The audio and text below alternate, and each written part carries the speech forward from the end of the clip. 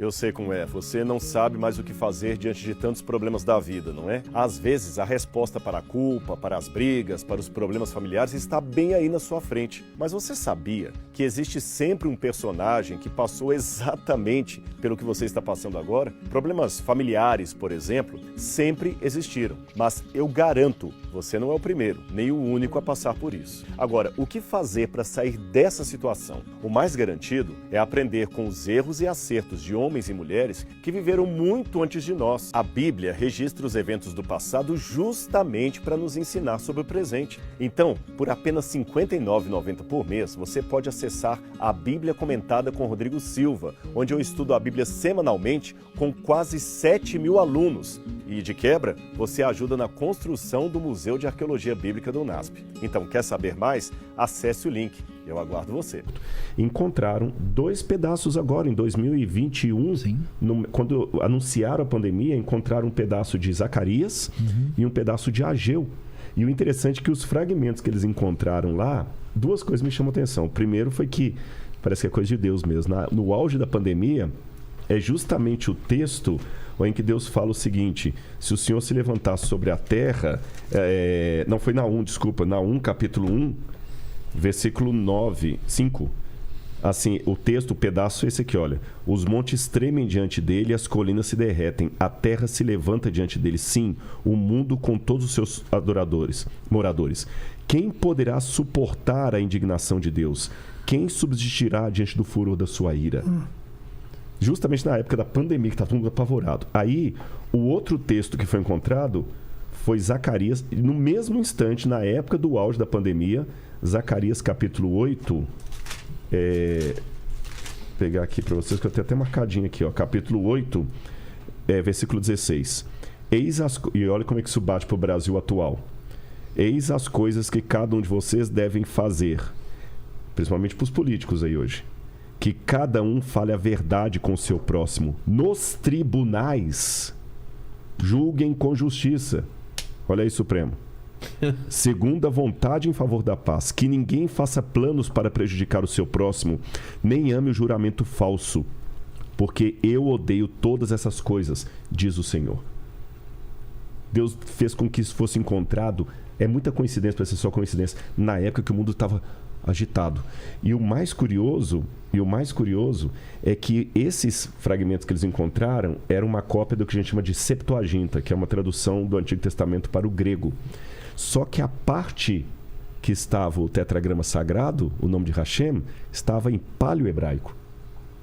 Olha que interessante. Na época que essa tradução foi feita, eles já não usavam mais o paleo-hebraico. E por que está essa parte só em... A reverência para com o nome de Deus.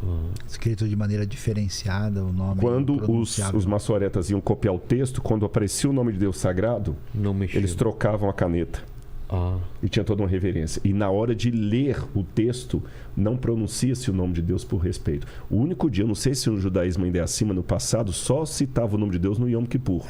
Eu não sei se isso mudou, se ainda continua assim. Não, só no Yom Kippur, né?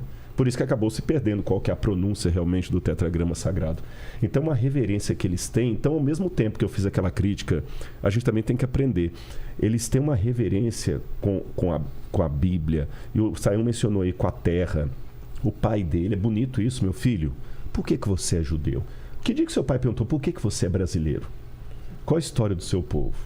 Agora, sabe o que é mais triste, Daniel? Agora eu vou fazer uma crítica aos judeus, se você me permite, com muita dor no meu coração.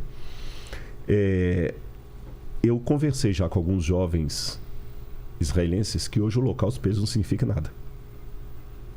Porque como já tem 70 e tantos anos do fim da Segunda Guerra, os poucos sobreviventes já estão idosos, estão morrendo.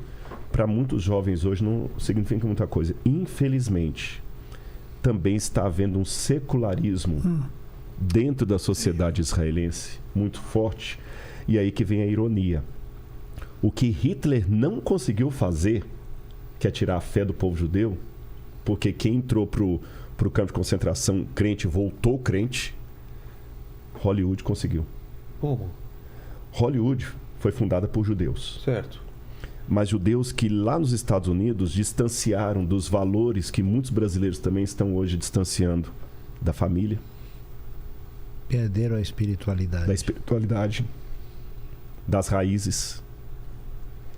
Aí, quando eles fundaram Hollywood, a princípio, Hollywood ainda tem um bairrismo muito grande com o judaísmo. Você pode olhar, qualquer coisa antissemita, Hollywood bloqueia e tudo mais. Porém, quem trouxe as maiores decadências na sétima arte foi Hollywood.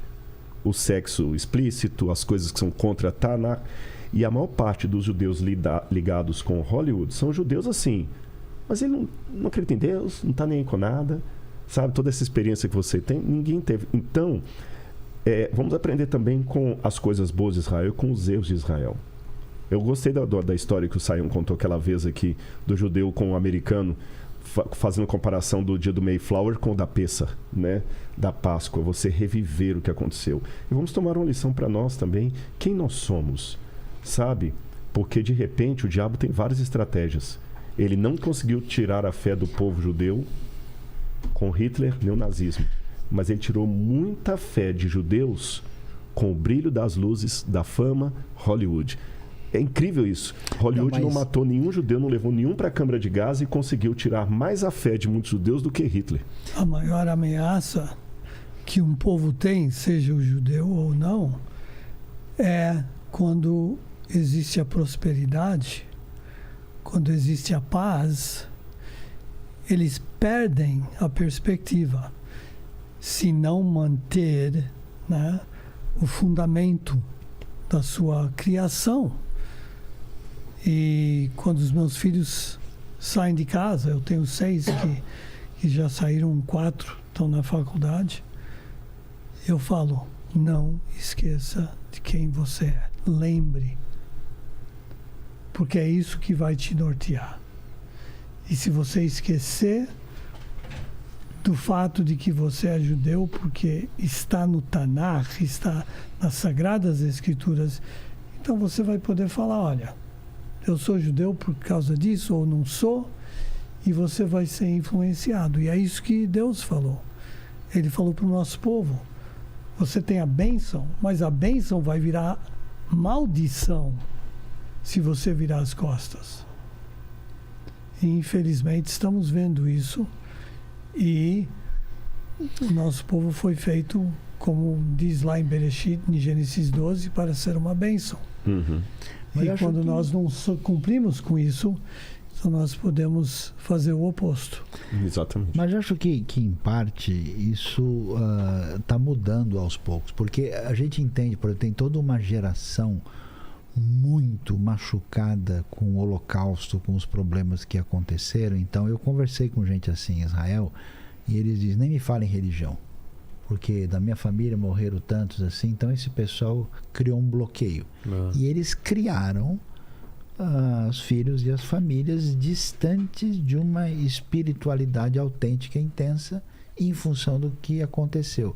E essa onda secular, que ela é principalmente ocidental, né?